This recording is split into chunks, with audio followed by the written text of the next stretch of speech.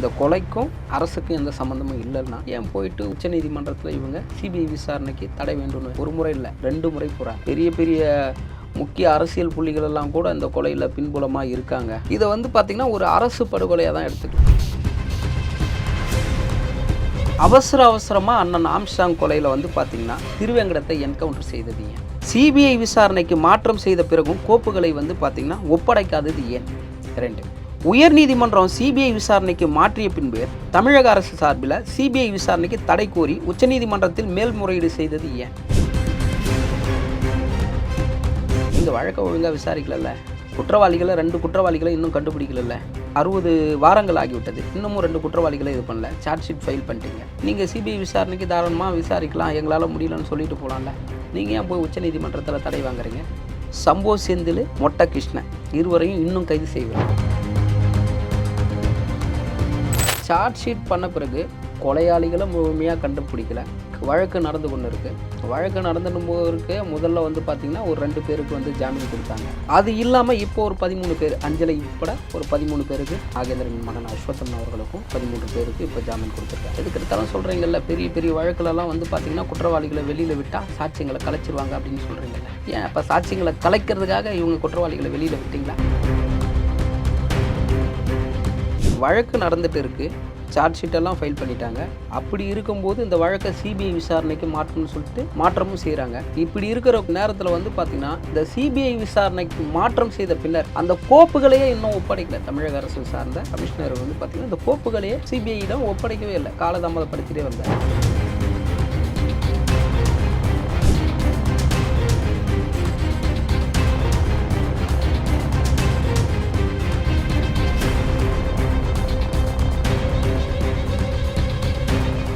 Real one நேயர்களுக்கு வணக்கம். இன்று நம்முடன் நேர்காணலுக்காக சென்னை உயர்நீதிமன்ற வழக்கறிஞர் சுபாஷ் அவர்கள் இணைந்திருக்காங்க. வணக்கம் சார். வணக்கம். எப்படி இருக்கீங்க? நல்லா இருக்கேன். நல்லா இருக்கீங்களா? நல்லா இருக்கு. தமிழக பகுஜன் சமாஜ் கட்சியின் முன்னாள் மாநில தலைவர் ஆம்ஸ்ட்ராங் கொலை வழக்கை சிபிஐ விசாரிக்க கூடாதுன்னு சொல்லிட்டு உச்சநீதிமன்றம் இப்போ சொல்லியிருக்காங்க. இதன் பின்னணி என்ன காரணத்துக்காக விசாரிக்க கூடாதுன்னு சொல்லியிருக்காங்க?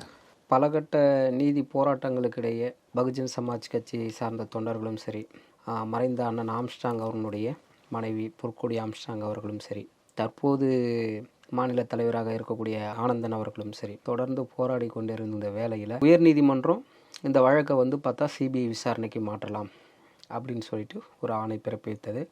அந்த ஆணையை பார்த்திங்கன்னா தமிழக அரசு முதல் முறையாக பார்த்திங்கன்னா மேல்முறையீடு உச்சநீதிமன்றத்தில் பண்ணுறாங்க. சிபிஐ வழக்கு விசாரிக்கக்கூடாது, அதுக்கு தடை கோரி பார்த்திங்கன்னா இது பண்ணுறாங்க. ஃபஸ்ட்டு பார்த்திங்கன்னா அதை ஏற்றுக்கொள்ளலை.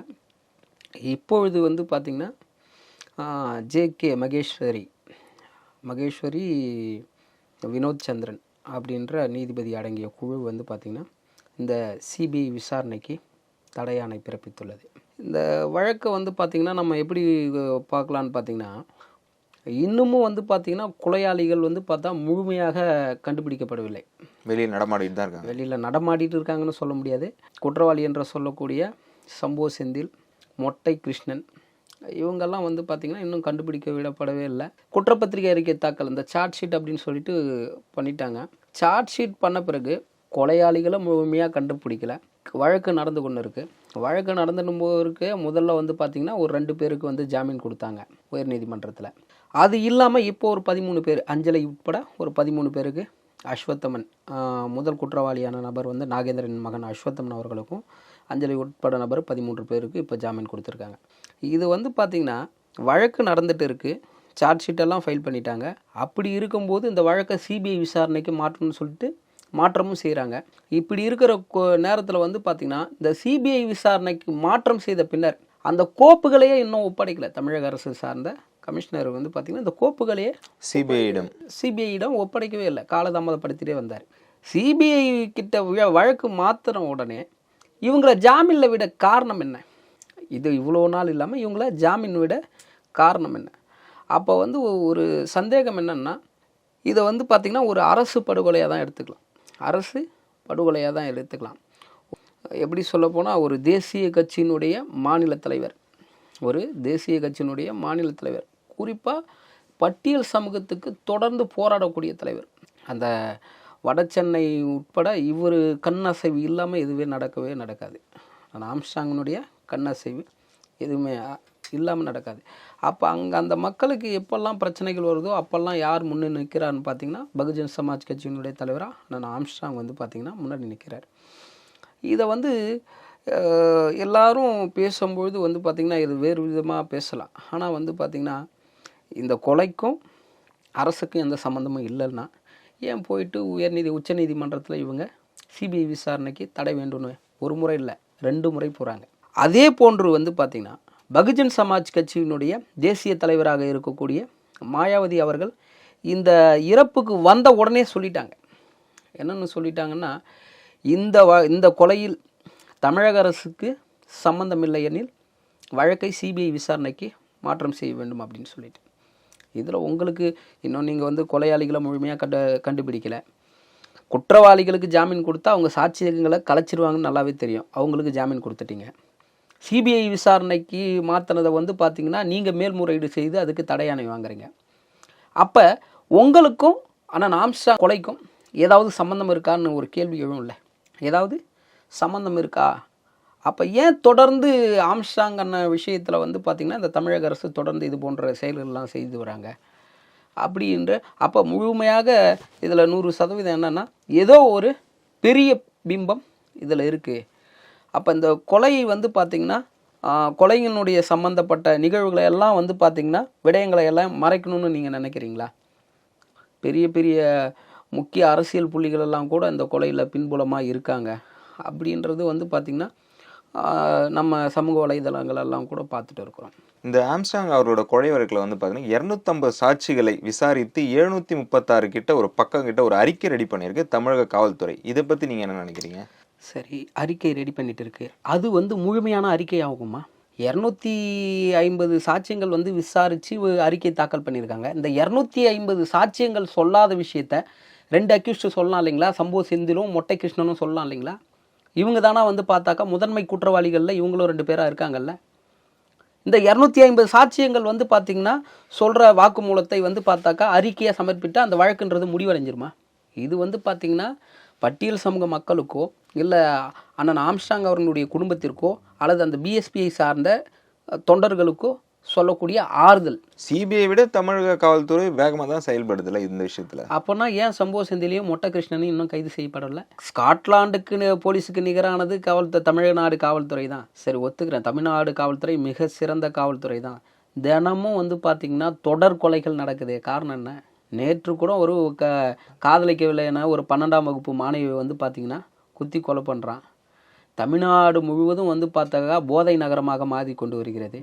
கஞ்சா எதுதோ மாத்திரை எவ்வளோ நிகழ்வுகள்லாம் நடந்துரு. தமிழக காவல்துறை என்ன செய்கிறது?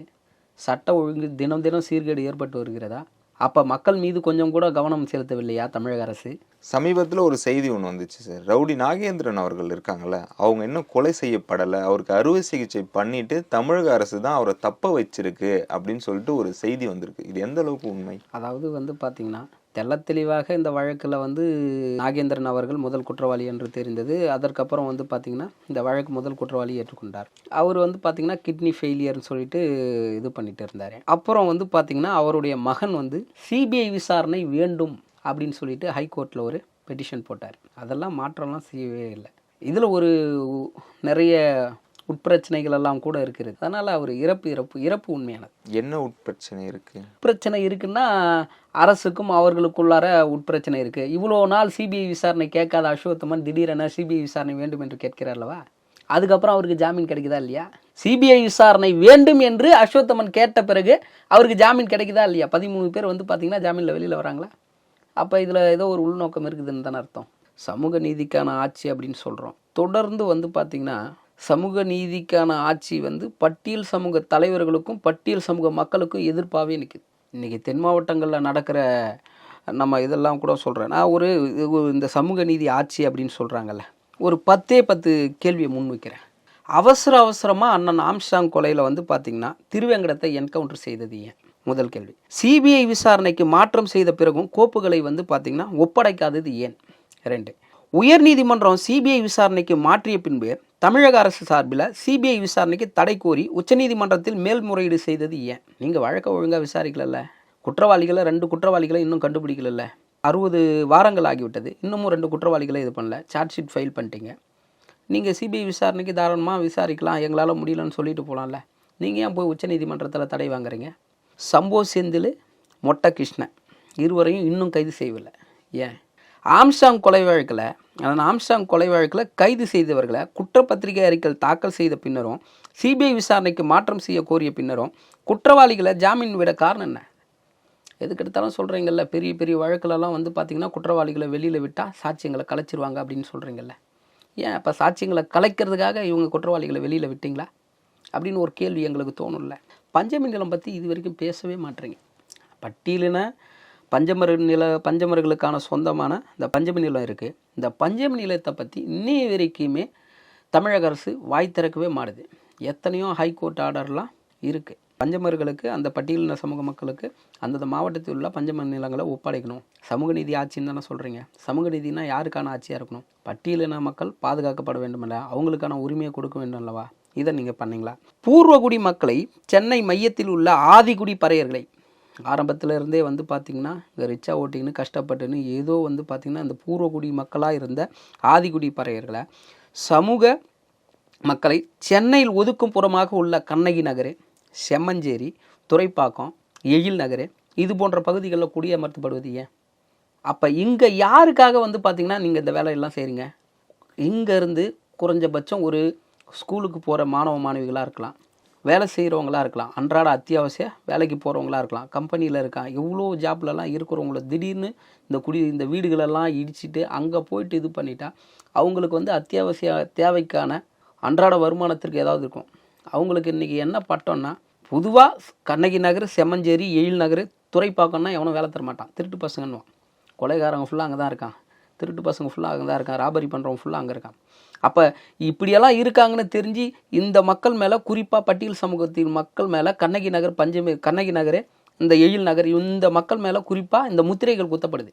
இன்றைக்கி ஒரு மாணவி கபடி போட்டியில் இன்றைக்கி எவ்வளோ பெரிய சாதனை புரிஞ்சுக்க, அவங்களுக்கான திறமையை வெளிப்படுத்தும் இடமாக இங்கேயே இருந்து எவ்வளோ இது பண்ணலாம். சாதிக்கிறதுக்கு முற்றுக்கட்டையாக அந்த பட்டியலின மாணவி தான் அவங்க சாதிக்கிறதுக்கு பெரும் முற்றுக்கட்டையாக இருக்குது. அவங்களுக்குள்ளார திறமைகள் எல்லாம் மறக்கப்படுது. இது சமூக நீதி ஆட்சின்னு சொல்கிறீங்கல்ல, ஏன் இந்த சமூக பட்டியலின மக்களுக்கு ஏன் இவ்வளோ துரோகம் பண்ணுறீங்க அப்படின்னு ஒரு கேள்வியை கேட்குறோம். இன்னொரு விஷயம் என்னென்னா, இன்னும் பல மாவட்டங்களில் பறையர் சமூக மக்களுக்கு சுடுகாடு கிடையாது. இன்னமும் இரட்டை கோலை முறை இருக்குது. இன்னமும் திராவிட கட்சி உள்ள அமைச்சர்களுக்கும் சட்டமன்ற உறுப்பினர்களும் மேல் சாதி என்று சொல்லப்படுகின்ற அமைச்சர்கள், சட்டமன்றங்களும் இன்னமும் வந்து பார்த்திங்கன்னா பட்டியலின எம்எல்ஏக்களாக இருக்கிற பட்டியலின மக்கள் மந்திரிகளாக இருப்பவர்கள் இன்னமும் வந்து பார்த்திங்கன்னா சிறுமை நிலையை கடைபிடித்து வராங்க. அவங்களுக்கான மந்திரின்னா அவங்களுக்கான அங்கீகாரம் கொடுக்கப்படல, சாதிக்கான அங்கீகாரம் தான் கொடுக்கப்பட்டிருக்கு. இதை நல்லா நம்ம கவனிக்கணும். இன்னொரு விஷயம், இன்றைக்கி சென்னையில் வந்து பார்த்தா குறிப்பாக தூய்மை பணியாளர்கள் எந்த மக்கள்னு பார்த்திங்கன்னா பட்டியல் சமூக மக்கள். 100க்கு 95% பட்டியல் சமூக மக்கள் கிட்டத்தட்ட 100 நாளாக போராடிட்டு இருக்காங்க. அவங்களுக்கு ஏன் பணி நிரந்தரம் செய்யணும்னு சொல்லிட்டு 100 நாளாக போராடின்னு இருக்காங்க. யாரோ ஒரு ஆந்திராவை சார்ந்த, தெலுங்கு சார்ந்த வந்து பார்த்திங்கன்னா ராம்கி நிறுவனத்துக்கு வந்து பார்த்திங்கன்னா நீங்கள் டெண்டர் விட காரணம் என்ன? எங்களுக்கு அன்றாட வேலை தாங்க தூய்மை பணியாளர். அவங்க ஒரு தூய்மை பணியாளர் எந்த மாதிரியான வேலை செய்வாங்கன்னு நமக்கு நல்லாவே தெரியும். ஒரு குப்பையில் வந்து மலம் கிடக்கும், எல்லா இதுவும் கிடக்கும். அதை அருவருப்பற்று அள்ளி அதை க்ளீன் பண்ணி தூய்மை பண்ணுறது எவ்வளோ பெரிய விஷயம். அவங்க வந்து பார்த்திங்கன்னா தொடர்ந்து இந்த மாதிரி வந்து பார்த்திங்கன்னா எங்களுக்கு பணி நிரந்தரம் செய்யுங்க. இப்போ அவங்க கேட்குறது என்னென்னா, பணியை கூட நிரந்தரம் செய்ய தேவையில்ல, தனியார் நிறுவனத்துக்கு விடாதீங்க, கான்ட்ராக்டுக்கு விடாதீங்க. ராம்கி நிறுவனம்ன்றது வந்து பார்த்தா தமிழகத்தை சார்ந்த எந்த நிறுவனம் கிடையாது, ஆந்திராவை சார்ந்த நிறுவனம். அப்போ நீங்கள் வந்து பார்த்திங்கன்னா இந்த தமிழ்நாட்டில் இருக்கிற ஒரு தூய்மை பணியாளரோட இதை ஆந்திராவில் ஒப்படைக்கணும்னா அப்போ நீங்கள் வந்து பார்த்திங்கன்னா எந்த மாதிரியான ஒரு பிற்போக்கு சூழலை நீங்கள் எடுத்துகிட்டு போகிறீங்கன்றதை நம்ம பார்க்கணும். இங்கேயும் வந்து பார்த்தா பட்டியல் சமூகம் தான் பாதிக்கப்படுது. அடுத்து பார்த்திங்கன்னா தூய்மை பணியாளருக்கு 3 வேளை வந்து பார்த்தாக்கா உணவு கொடுக்குறீங்க. இவ்வளோ நாளாக இத்தனை ஆண்டுகளாக திராவிட கட்சிகள் வந்து பார்த்தா ஆட்சியில் இருக்குது தமிழ்நாட்டில். 3 வேளையும் உணவு கொடுக்காத தமிழக அரசு திடீரென இந்த தூய்மை பணியாளருக்கு 3 வேளையும் உணவு கொடுக்கு. 150 கோடி ஒதுக்கி இருக்காங்கல்ல, அதுக்குன்னு வேற 150 கோடி ஒதுக்கியிருக்காங்க சார். இதுக்கு முன்னாடி இந்த 150 கோடியை வந்து பார்த்தீங்கன்னா நிரந்தர வேலை கேட்டு போகிறாங்களே அவங்களுக்கான இது சரியாக தானே இருக்கும், சம்பளன்றது சரியாக தானே இருக்கும். அதை நம்ம இது பண்ணணுன்னா, அதாவது இவங்க என்னென்னா இதே வேறு சமுதாய மக்கள் இந்த மாதிரி ஒரு துறையில் இருந்தாலோ இல்லது பாதிக்கப்பட்டாலோ இந்த அரசு இதே சூழ்நிலையை தான் கையாளுமான்றது கேள்வி. ஏன்னா பட்டியல் சமூகம் என்றனால இதுக்கெல்லாம் கண்டிப்பாக இருந்திருந்தால், ஆம்ஸ்டாங் என்ற ஒரு அண்ணன் இருந்திருந்தால் கண்டிப்பாக இந்த கேள்விக்கெல்லாம் ஒரு விடை கிடைத்திருக்கும். 83 தூய்மை பணியாளர்கள் மீது போராடியதற்காக கடலில் இறங்கி இடுப்பளவு கழுத்தளவு தண்ணியில் போராடிய தூய்மை பணியாளர்கள் மீது 83 பேர் மேலே வழக்கு பதிவு செஞ்சுருக்கு. வேலை கேட்டால் 83 பேர் மேலே வழக்கு பதிவு செய்வீங்களா? வேலை தானே கேட்குறாங்க. இல்லை வேறு எதனா தொழில் நடத்துறதுக்கு, தப்பான தொழில் நடத்துறதுக்கோ இல்லை வேறு எதனா பண்ணுறதுக்கோ அவங்க கேட்கலல்ல. உழைக்கிறதுக்கு தான் தொடர்ந்து பணி செய்து வந்ததை நிரந்தரமாக்கணும். இதை கேட்டதுக்கு வந்து பார்த்திங்கன்னா கைது நடவடிக்கை என்பது நியாயமான கூற்றா என்பது எங்களுடைய கேள்வி. எஸ்சி எஸ்டி குறிப்பாக 17,000 கோடி 749 கோடி வந்து பார்த்திங்கன்னா மத்திய அரசுக்கிட்ட நீங்கள் திரும்பி அனுப்பிச்சிருக்கீங்க. எஸ்சி எஸ்டி அவங்களுடைய கல்வி, உணவு, அத்தியாவசியம் இதுக்கெல்லாம் ஒதுக்கி நிதி மற்ற துறையிலெல்லாம் கிடையாது. குறிப்பாக அந்த பட்டியல் சமூகத்தை சார்ந்த எஸ்சி எஸ்டியினுடைய நிதியை திருப்ப அனுப்பிச்சிருக்கீங்க.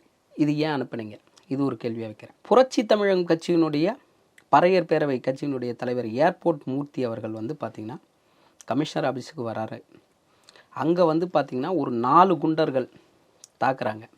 அங்கே நடந்த சம்பவம் என்ன என்பது மீடியா தெள்ளத் தெளிவாக அனைத்து மீடியாக்களிலும் ஒளிபரப்பப்பட்டது. யார் தாக்குறா, யார் அடிக்கிறா என்றது எல்லாத்தையும் இது பண்ணுச்சு. போட் சைடு எஃப்ஐஆர் போட்டாங்க. குறிப்பாக புரட்சி தமிழகம் கட்சியினுடைய தலைவர் ஏர்போர்ட் மூர்த்தியை மட்டும் கைது செய்து குண்டர் தடுப்பு சட்டத்தில் அடைக்க காரணம் என்ன? அவர் ஒரு பட்டியல் சமூக தலைவர் என்பதாலா? இப்போ தொடர்ந்து பட்டியல் சமூகத்திற்கு துரோகம் விளைவித்து கொண்டிருக்கின்ற திராவிட முன்னேற்ற கழகத்தினுடைய ஆட்சியை எப்படி சமூக நீதி ஆட்சி என்பதை ஏற்றுக்கொள்ள முடியும் என்பதுதான் கேள்வி. தொடர்ந்து பேசுவோம் சார். எங்களோடு இணைந்து பல்வேறு தகவலை பயந்ததற்கு மிக்க நன்றி. நன்றி.